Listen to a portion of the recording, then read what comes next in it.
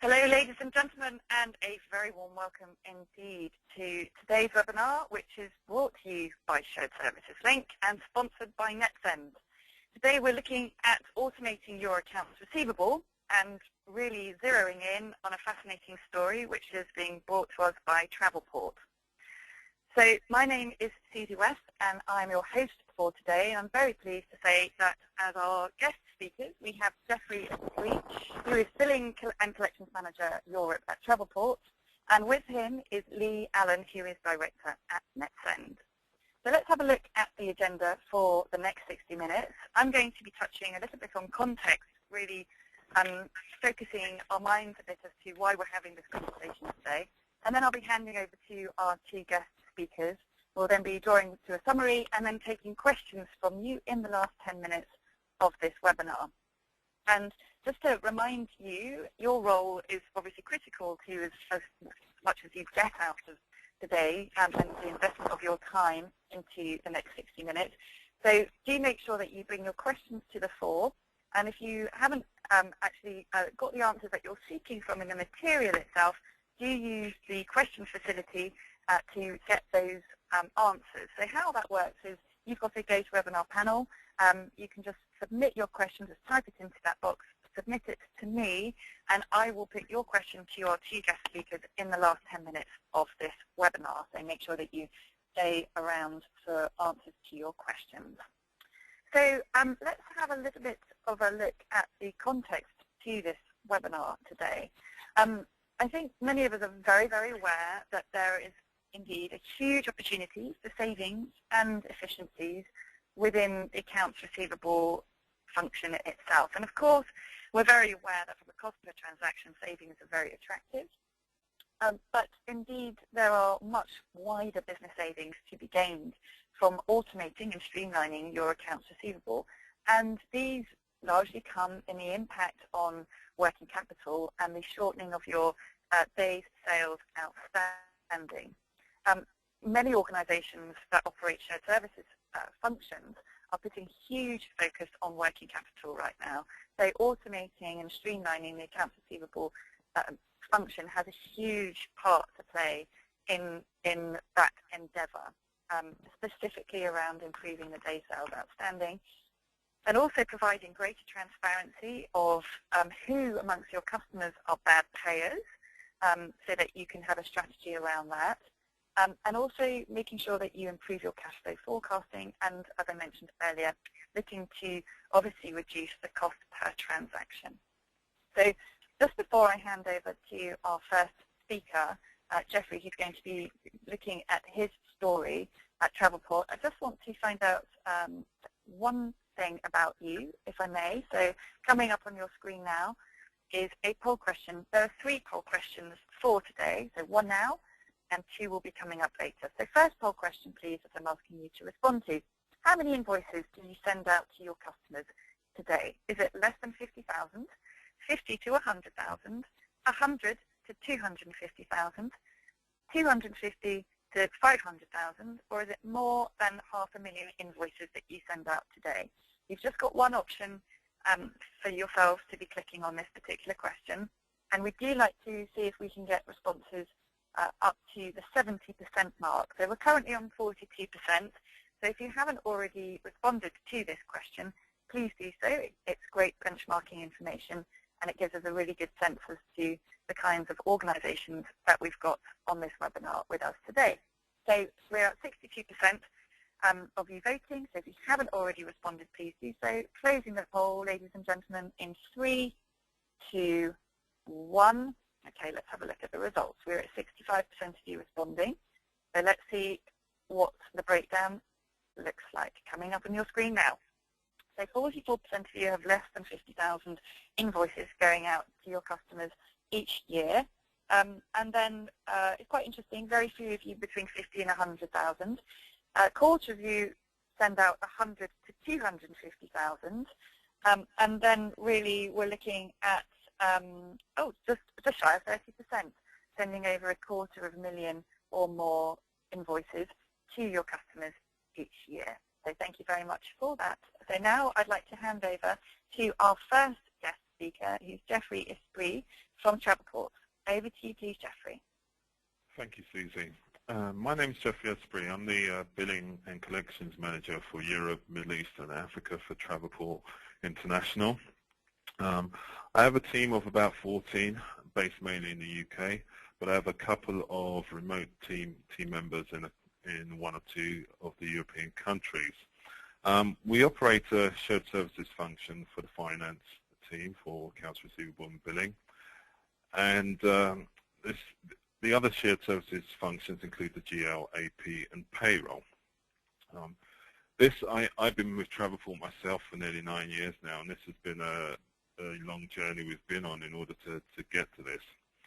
It's still not fully in its final place, but it's getting there, and it takes a lot of hard work and a lot of time and effort and innovation to do that. About who we are and our vision. So many of you probably won't have heard of Travelport. We are the technology that sits behind the travel agents, and that's whether being online or in the physical travel agent. You probably would have transacted with Travelport without really knowing it, because basically we underpin the transactions that occur when you make a booking on your holiday or business travel. So reading from the slide, you know, Travelport is a leading distribution service and e-commerce provider for the global travel industry. We are present in about 170 countries. We have a very wide global spread, and we have about 3,500 employees across the globe.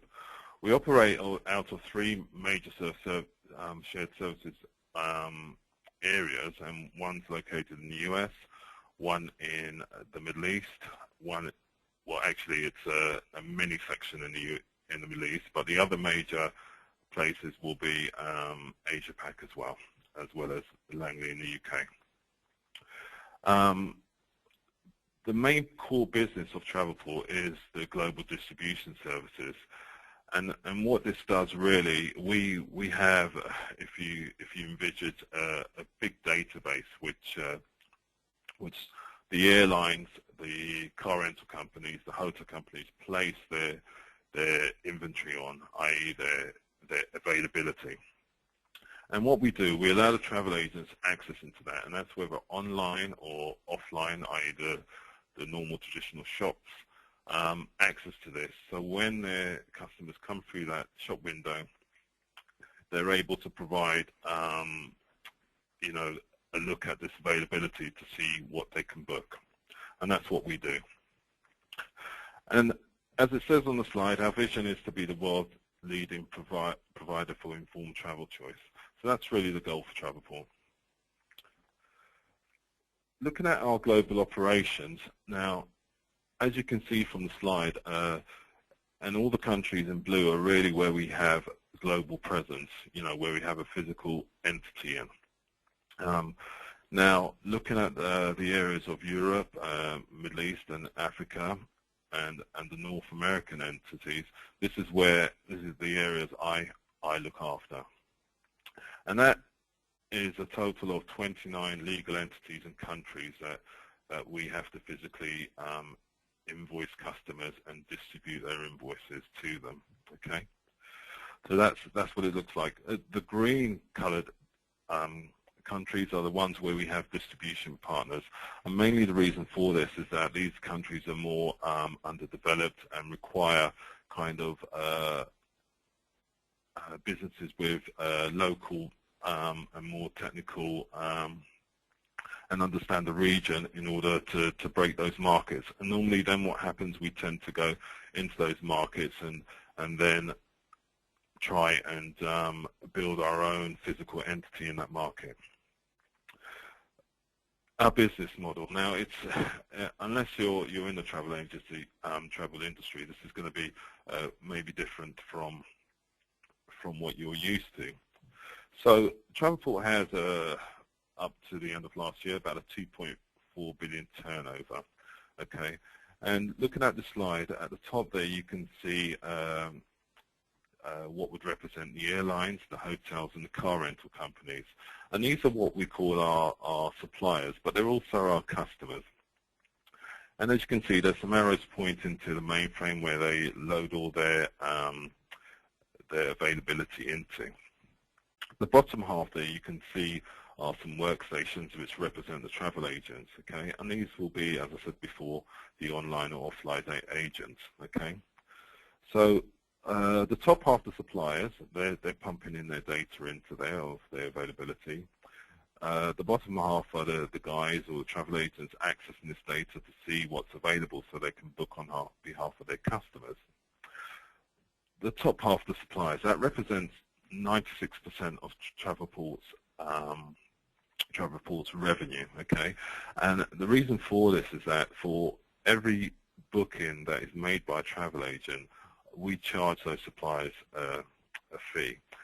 And just to give you some scale of this, I mean, Travelport annually probably has more hits to its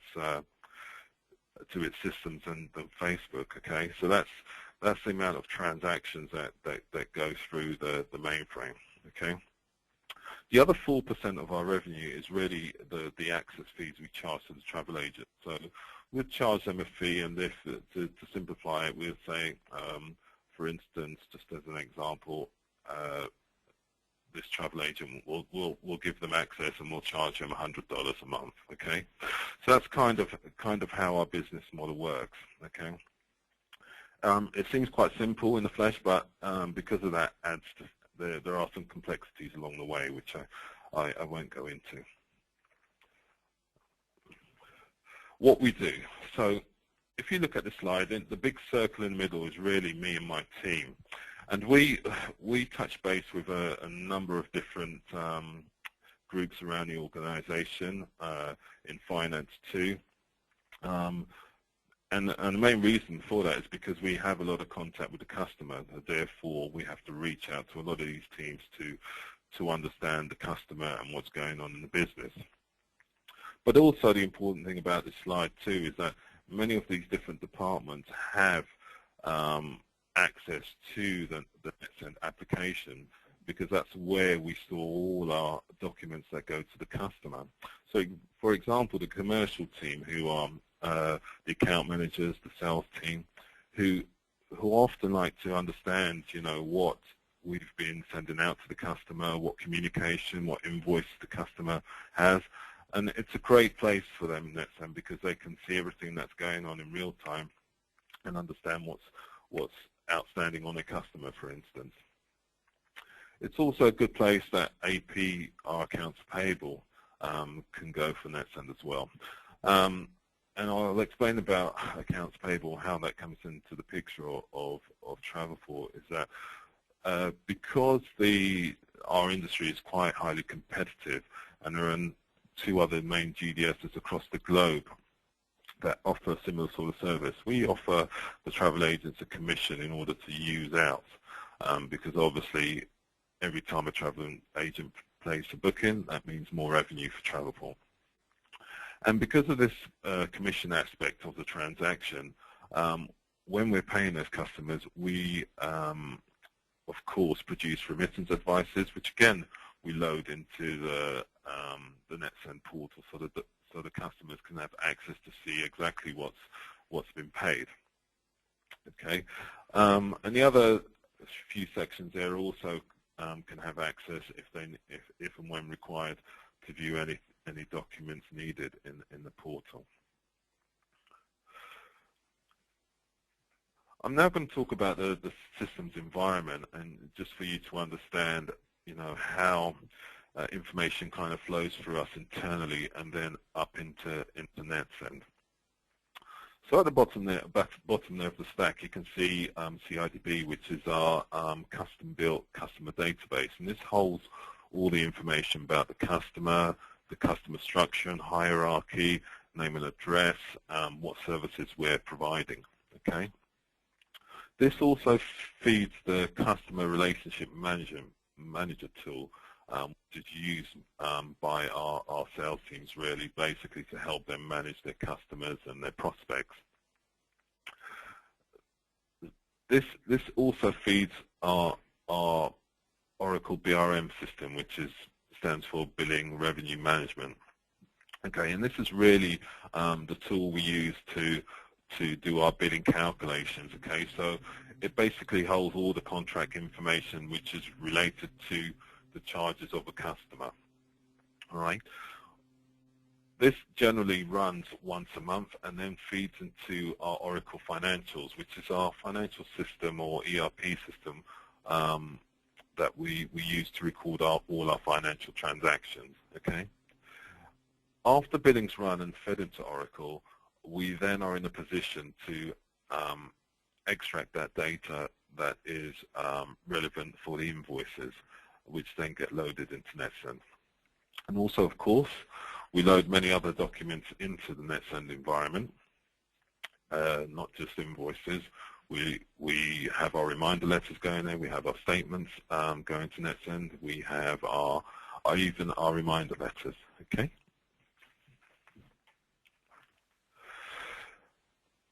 About the O2C and the AR at Travelport. So we operate within a shared services structure. It's centralized. The key about standardization. Of course, these things don't come overnight, and a lot of work and effort, as I said before, goes into this. But it's very well on its way to be completed. It's always moving and challenging because obviously the business never stands still, and we've got to cope with how we integrate things as we go along. When we first started this NetSend process, it wasn't really about DSO. When I first came into Travelport, I can remember how we were sending invoices, and I think back then, and this is going maybe 8 years ago, we were using a dot matrix printer. We were using pre-printed stationery, so very expensive in terms of the paper that we were using. And the other thing was it wasn't very efficient. You know, to get a copy invoice, you were talking it would probably take you 5-10 minutes per invoice. You know, so we needed to get something in that was more dynamic, was more with the current times, efficient, and was a better experience for the customer. So we looked to NetSend. Part of this project really, we're in still at the beginning stages, although we've done so much. As I said, we've rolled this out to 29 countries, and that includes different languages, although being a standard format of the invoice. And not just the invoice, even all the letters are in the local language, and that's been very challenging. But this is only the first part, which we're still on the journey for. The other, which is travel agents revenue, the dream will be to get the supplier invoices into that environment. And just to reiterate about the countries, so we're talking the whole of Europe, Middle East and Africa, and the US and Canada, which includes the Caribbean. Just to give you the scale of number of invoices a month, roughly speaking about 13,000 invoices per month. And on top of that, statements, remittance, requests for invoice and dunning letters. So you can see the scale of the task already. But it's done, and we do it very efficiently with the slim number of resources we have. Okay. So the vision. So really to provide our customers with a more seamless experience.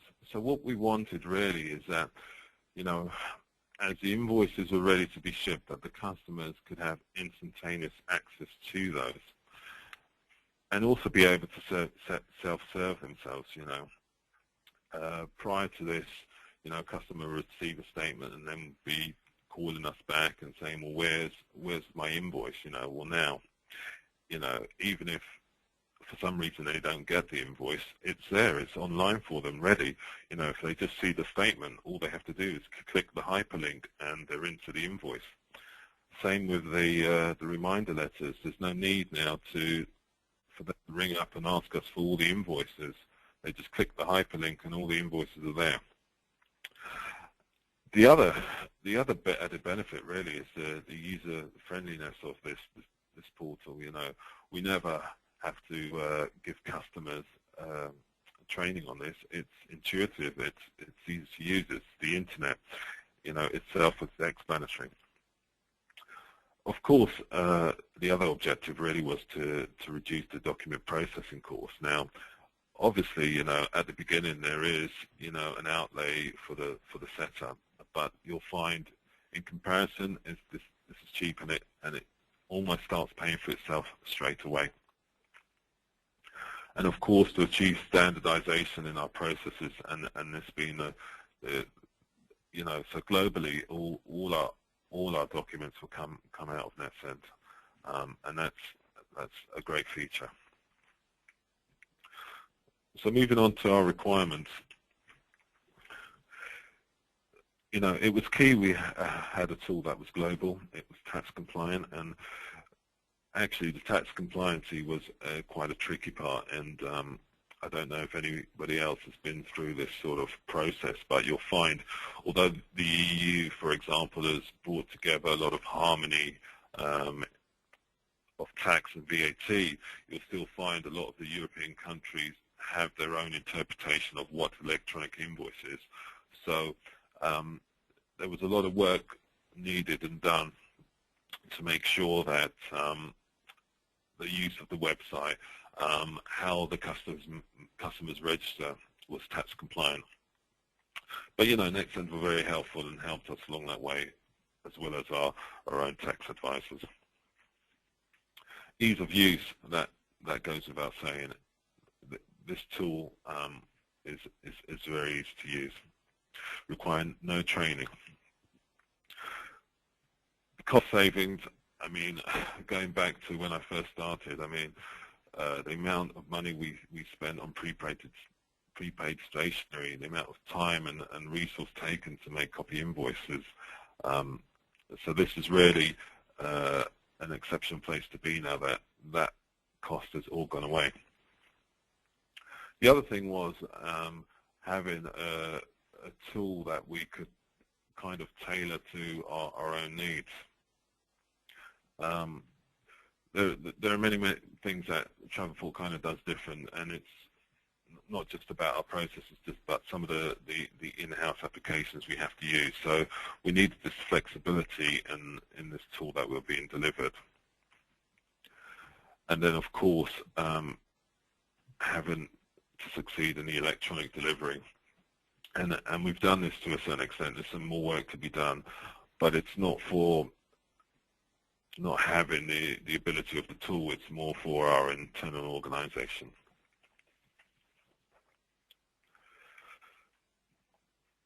The implementation. So we started by a country-by-country rollout, really. And we began with the UK and Ireland, and one of the main reasons being, of course, we were most close to those countries as we were in the UK already. And the first initial stage was really to get the invoices and credit notes delivered and built and delivered. And we've done this, and this was very successful. And from there, we were able to leverage that standard template we had and process, and really begin to start rolling out country by country all the other entities. And then, of course, we then led on to the other documents, the statements, the dunning letters, the remittance advices. The key milestones. So, of course, the first thing was really to standardize the template and have that tested in user acceptance. We would go back and review with the territories, and just to make sure that the localization and all the adaptations were fine, and then we would complete the UAT. Of course, then move to the production environment, and once the monthly billing run was completed, we would load everything and check thoroughly, and of course have like a parallel run against the existing process. And then we were into the go live, and of course if there was any fine tuning that needed to take place. But what we found is Nexen worked with us quite well, and along the way there were many challenges and last-minute changes, but we met the delivery dates we needed to, so that was the key. The results. So, you know, we had a smooth transition, and of course, you know, have outsourced this process. And now the thing for us, you know, the platform is all electronic. We don't need to have any invoices held in-house in files like we did before, or even stored electronically on our server. They're kept within the NetSend environment. Of course, there are the odd country that will have the requirement to have those invoices printed and stored locally in that particular office, but that's fine. That's a one-off, and we manage that accordingly. The local territory requirements are still met, but the other key thing, it's a universal process. So the critical success factors. So it's about the experience and the flexibility. And we've had many customers come back and, you know, and say to us, yes, that this tool is great for them. You know, we then, once the customer's up and running on it, we never hear back to them to say, can I have a copy? You know, that's all gone away. Flexibility is also key, particularly for us, is that we wanted a provider really where we could still have that customer or that particular document either sent through the post or electronically. That was key. And one of the main reasons for that, in some of the countries, it's not legally acceptable to have an electronic invoice, so we needed that flexibility. The technology and the track record is proven. I mean, I can speak for it now, and yeah, it works, and it works very, very well.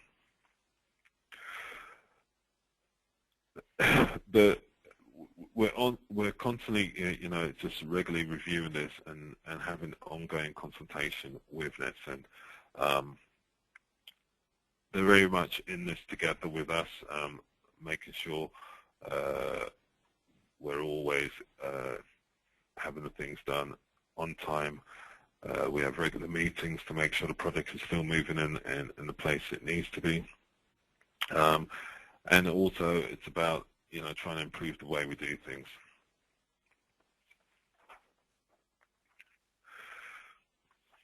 Lessons learned. One thing I would say, it's the key thing is about the upfront planning. You know, for us, one of the mistakes we made at the beginning really is not deciding how far we wanted to roll this out.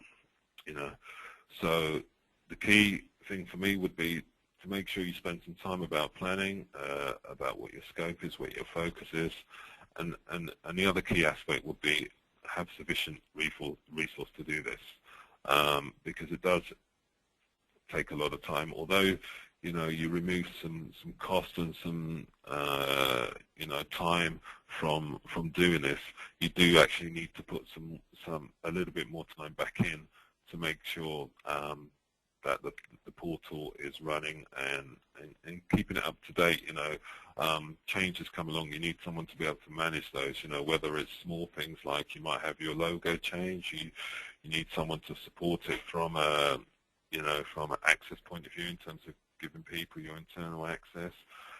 All these sorts of things need a little bit of resource to do that. So also consider that in your planning. The other thing is our local teams, you know, because we were coming from not being shared services as well. So at first we required, you know, a lot of local team input to get these invoices standardized and in place. And a lot of the time you would get, you know, last minute changes, you know, even though you had the original requirement. So just be wary of that. And as I said before, put more time into the upfront preparation.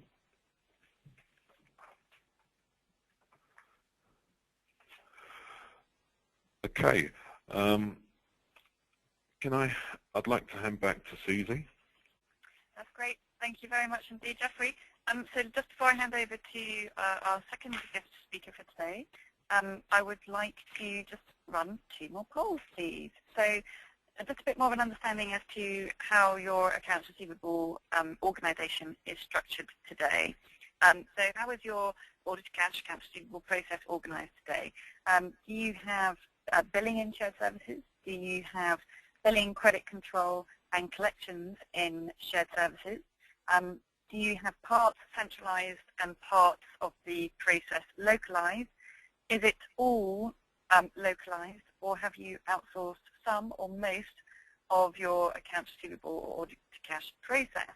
34% of you have responded. As you know, we like to get this up to about 70% to see if we can beat the previous figure of, I think, what was around 64, 65%.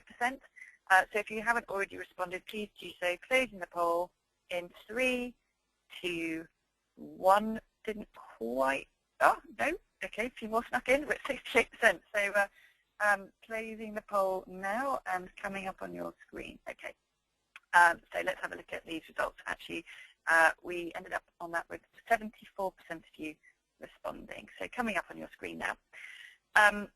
None of you have billing in shared services, but a third of you have billing, credit control, and collections in shared services. The majority of you have parts centralized and parts localized. I think this does seem to be the case with a lot of shared services organizations, companies generally across Europe, that parts have come into shared services and parts have remained local, and some countries have kept all of it, some countries have kept part of the process.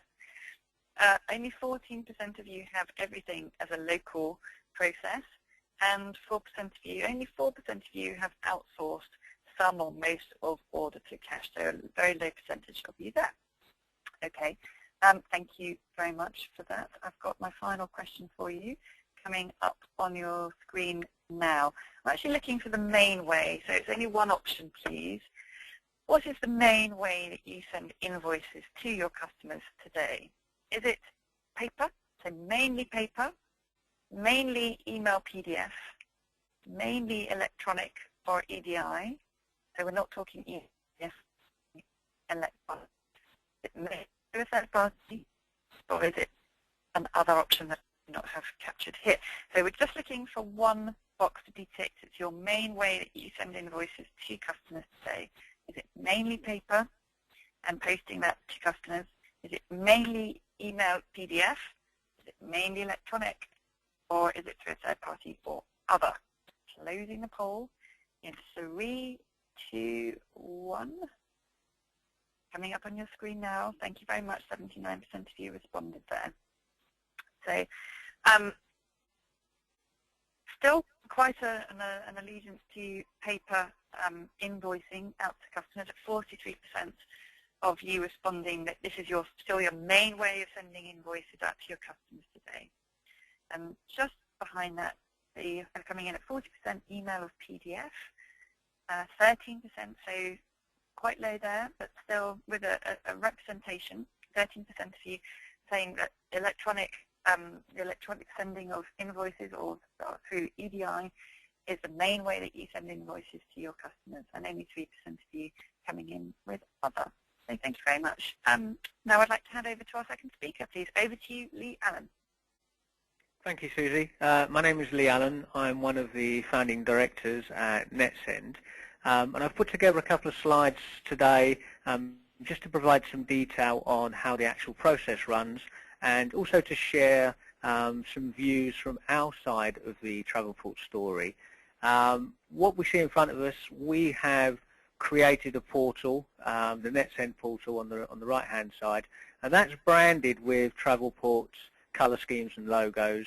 So all intents and purposes, anybody interacting with that portal are interacting directly with Travelport. And then on the other side of the equation, we have the accounts package. It's Oracle in this instance. Could be any kind of ERP, SAP, something like that. And what happens is the data is generated overnight by that accounts package. We actually receive 2 types of data, both XML and TXT format. And that gets transferred to NetSend, It's an automatic process via FTP. Actually uses one of the secure versions of FTP, but it can also be emailed directly in, and there is a manual upload process where you can use the interface to browse and attach the data. And within the NetSend environment, we are holding a number of various document templates, and there can be as diverse or as unified a set of templates as required. In the case of Travelport, they moved from a diverse set of document templates to a unified set, but we can support both. When the data arrives, we obviously combine the standing data in the templates with the dynamic data from the accounts package, and we use that to create those documents. That process happens in real time, directly in the portal as an automatic process. And it's at the stage of creation we would apply any special rules. I'm thinking kind of send exception rules. So for instance, in a statement environment where credit balances are not distributed, those sort of rules can be built and applied at this stage. And a key application here would be digital certificates and signatures for the VAT compliance in various territories to prove the authenticity and integrity of the data. And at this stage, after creation, no documents are yet visible to the end customer or have been sent. So there's an opportunity online now for Travelport to review as many of those documents as they need to. So they can open the document and check the formatting, double check the values, check the overall values and volumes against their ledgers. We also display at this stage any delivery options that exist, and there's an opportunity to overwrite those. So that's really about transparency and control. And as and when the operator is happy that all of the documents are as they should be, then they can approve those for delivery. And I think ultimately that approval is going to be automated at a preset time of day as well. Once those documents are approved for delivery, delivery begins. What NetSend does is figure out the preferred delivery method of that document. So the first one there would be print and post, and we push it to a NetSend post house for physical creation. We also have fax as a delivery opportunity in there as well. It's not a very large opportunity, but there is a small percent of it. And then looking at email, we can handle email in one of two ways. We push it directly to the customer as an attachment, or we can send them a link, and if they click the link, they can come and review that document online. Both of those opportunities exist. We make it the customer's choice to choose which one they prefer, and there's a sort of an even split between the two.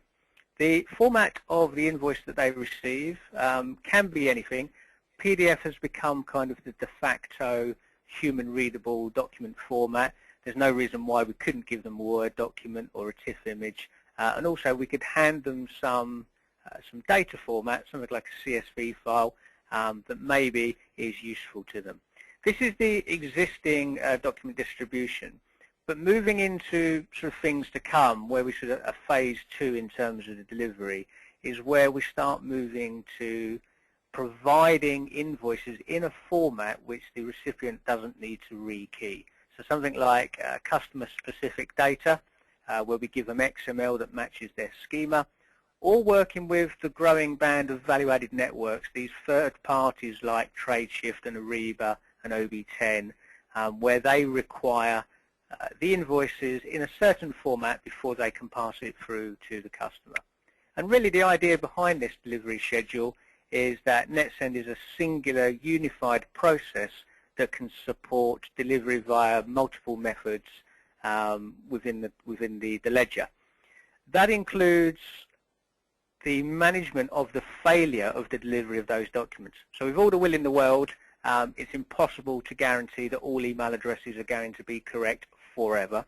So what NetSend does is, as well as deciding how that document needs to be sent to the customer following their preferences, but it also monitors the success of that delivery.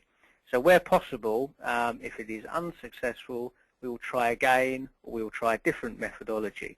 So in the example, the diagram above, if we send a document as a link, we can also attach a time frame that we believe is acceptable to click the link to access the document. If that time frame expires, we could then send that document again, but this time as a PDF file. Obviously, if the email address is bad and it doesn't work and it bounces, NetSend would monitor that and look to see what the next available opportunity is, which may be a fax machine. Obviously, fax machines can be engaged, they can be out of paper, so there's also a retry cycle there. And if all else fails electronically, we will guarantee the document is dispatched by printing and posting the document to the end recipient.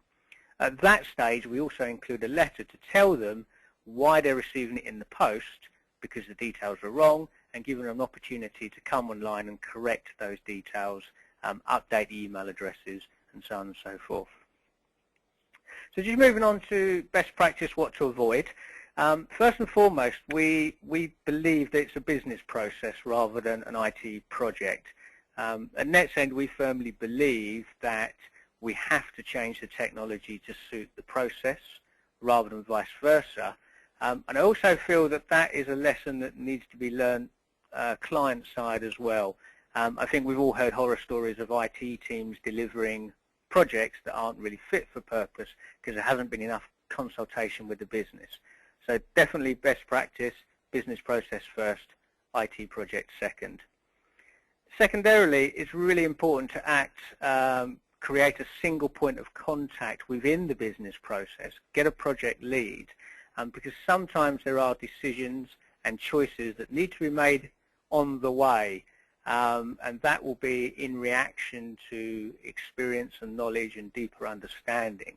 And the more people involved in communicating that, the wider the opportunity for mutually exclusive information to come back. So it's really important to have a project lead that can gather together all of the information and then present a unified set of decisions.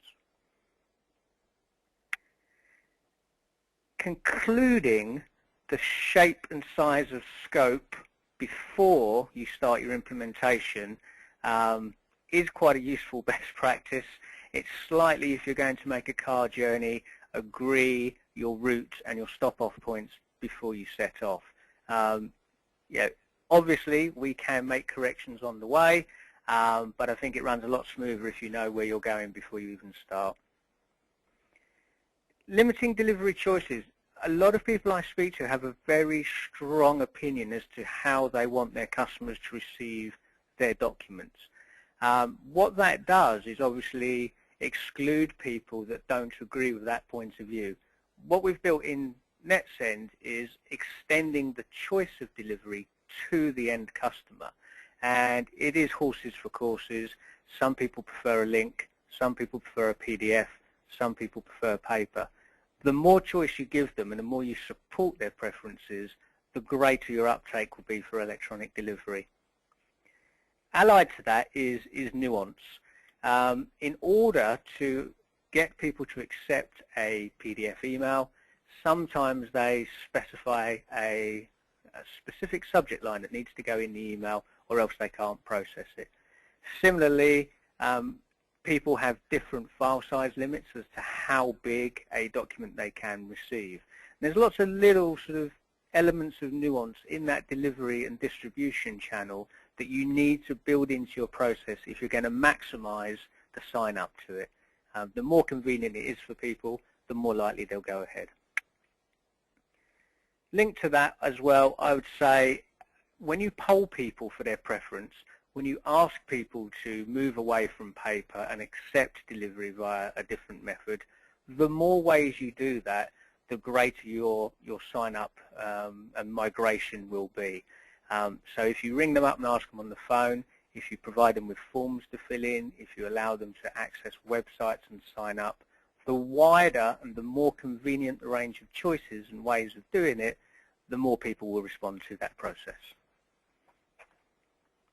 The outcome of all this best practice, and I think very much in the case of Travelport, is you end up with a single process, and that's for all delivery methods.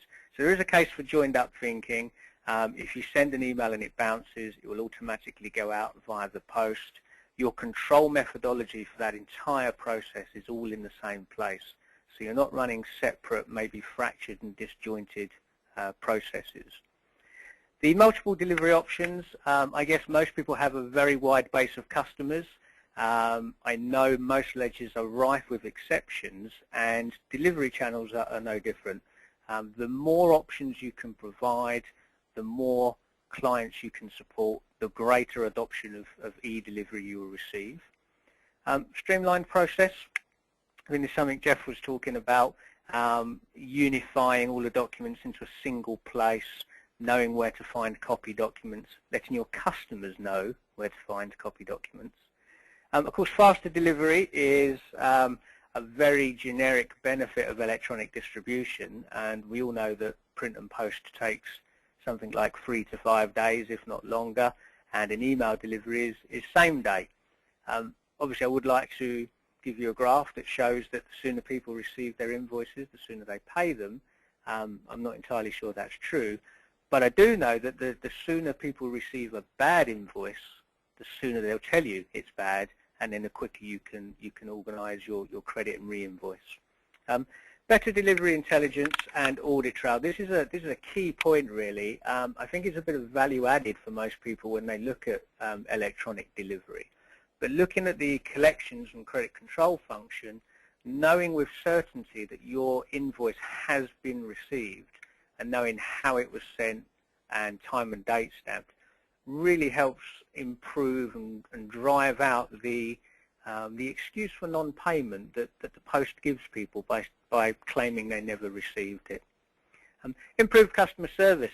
I mean, what we're talking about there, and Jeff alluded to it, is that they were looking to improve the customer experience, and that was one of their key drivers in the process, was just about being a modern business in the modern world and providing alternate delivery methods.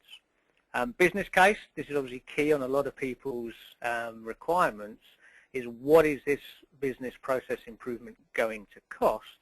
And done well, this will actually save money in a very, very short space of time. So I think that our electronic distribution within the Travelport portfolio is at about 75%.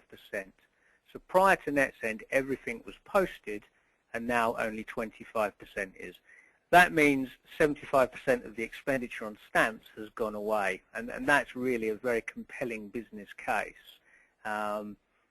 You can factor in labour and paper and envelopes and time and cost of opportunity, but bottom line, fixed cost is the stamp that goes on an envelope, and you can make most of that go away by converting away from post.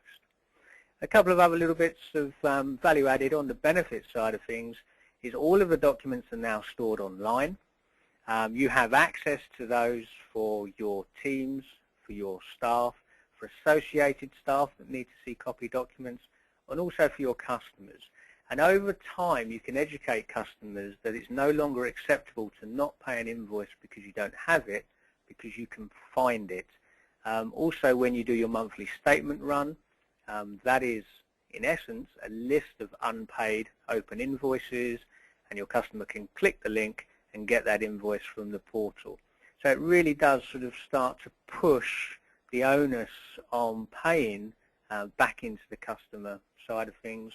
And desktop copy fulfillment, it was interesting to hear Jeff talk about how long it would take to get a copy document and then fulfill it. I certainly still meet people that when they get requested to email a copy document, the process is find it in the system, print a hard copy, put the hard copy onto a scanner, and then attach it to an email and send it. And obviously that's a massive imposition in terms of time commitment to send a copy document, when actually if you have it all stored online and it's electronically connected, click a button, send a copy. So there's a very brief overview from me actually in the time I had available and to allow questions. So on that note, I'll hand back to Susie to see if there are any questions. That's great. Many thanks indeed. Thank you, Lee, and thank you to Jeffrey. So yes, we've got a number of questions here. So if you haven't already posted your question, please do so. And also, if you would like to follow up with Lee and find out a bit more about the NetSend solution, do feel free to email him directly at lee@netsend.com, or visit www.netsend.com. Right, so questions for you, please. Let's put this one to Lee. To what degree have, actually, sorry, apologies, let's put this to Jeff. Jeffrey, to what degree, Jeffrey, have your processes changed to ensure that invoices arrive with the customer in a speedy manner, and in a format that just leaves them with minimal room to do anything but just pay that invoice? Yeah, okay. One of the things when we were at the very early stages of this, we tried going with just sending the email and telling the customer to go to the site to pick up their invoice. But what we noticed that this wasn't adopted as quickly because we found that it was the next step for the customer to go through. So we started to add the actual invoice to the email, and that certainly increased the take-up of the invoices. Because obviously on the site we can see also when those emails are open, the attachments are open, etc. So that was one of the things we did. Also, as Lee was saying, better control about the documents that are not sent out or not received. I mean, I think Lee forgot to mention about NetSend also track, the documents that are sent out by post. So we have a very good way of managing that now. Did I answer the question? Yes. I mean, do you feel, in your experience, and Jeffrey, that I know this wasn't about necessarily DSO for you, but do you feel that now that you've got this in place, customers are generally better at paying invoices? It's difficult to say that really. I think, and that's again because of our business model, but I think I've definitely noticed that we've certainly reduced the number of issues around invoice being copy invoices or not received. Okay. Thank you. Question for Lee, please. Can you deal with daily uploads of invoicing, as this particular organisation invoice on a daily basis rather than periodically throughout the month? Yeah, because the gateway to receive data is automatic and always open, the majority of our clients would be doing a daily invoice upload and then a monthly statement upload. I even have a couple of examples where every time an order is taken on the client system, it generates an individual invoice there and then and pushes it straight into NetSend. So in terms of frequency of data received, I guess the solution supports all variables there. Okay, good. Thank you. Question again for Lee. To what degree does the NetSend solution become integrated with the payee's environment, i.e., do you provide feedback to Travelport or other clients on invoice received, invoice approved, and invoice paid? Yeah, there's a number of opportunities along those lines. So if the customer is interacting with the portal, because that's an environment we can control, we have a complete audit log of all of their activity. So with a time and date stamp, IP address, username, we're recording what documents they've opened, if they've printed or downloaded them, if they sent them to colleagues. Of course, that's very good for anyone that's using the portal. If not, on the PDF itself, when we send the email, we ask them to acknowledge receipt.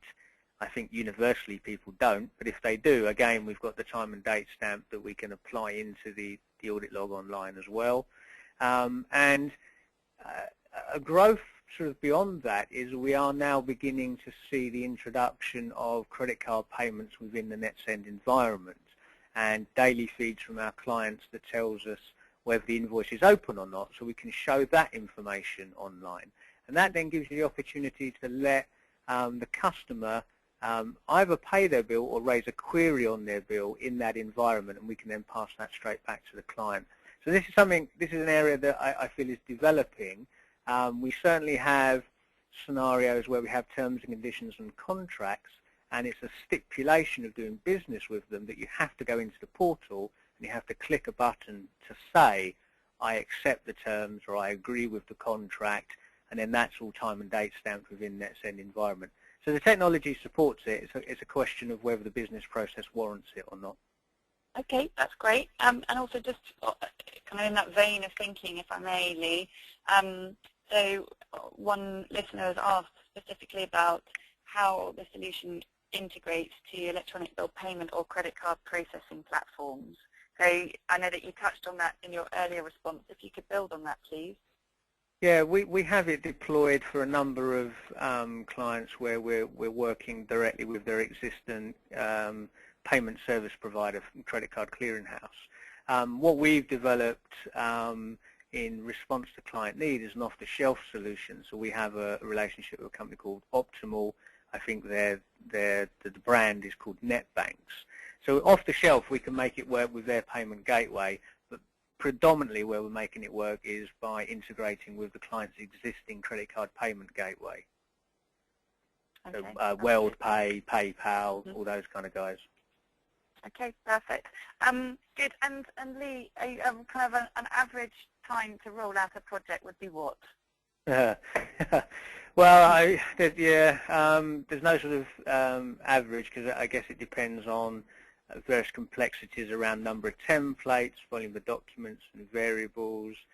In a very simple deployment, it would be 4 weeks, and in a very technical and involved one could be 4 months.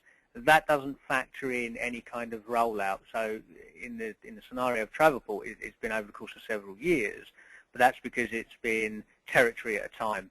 So it's get a territory running, get it bedded in, make sure it works, and then replicate that experience to the next territory. So from a technology point of view, I don't think it needs to be a very long project. From a business process point of view, it may be that it suits to sort of have a slow implementation rather than big bang. Can I add to that? Good. Sure, please do, Jeffrey. I think it's important for the business as well to make sure they've got everything lined up as well. Like, for instance, if they're having multinational invoices that require different translations for every entity and country, to make sure, to put getting those done in the rollout plan, and because those will take some time, and that was one of our fault points and kind of caused a bit of delay. So. Okay, good. All right, great tips there. We are out of time. So Jeffrey Isbury and Lee Allen, thank you very much indeed. If you would like to contact Lee directly, please, just a reminder that he can be contacted at lee@netsend.com. Please also remind yourselves that we've got a couple of fantastic events coming up where we'll be gathering together professionals from order to cash and accounts receivable, and these are at the Global Process Owner events that we've got, one in Tampa, Florida in July, so just under 4 weeks' time, and the Summit for Global Process Owners taking place in September in London. So plenty of Global Process Owners for Order to Cash joining us at both of those events. Also, next month, we've got our webinar on streamlining your banking relationships and abolishing tax on payments, so please join us for that. And ladies and gentlemen, we look forward to welcoming you next time. Thank you very much, and goodbye.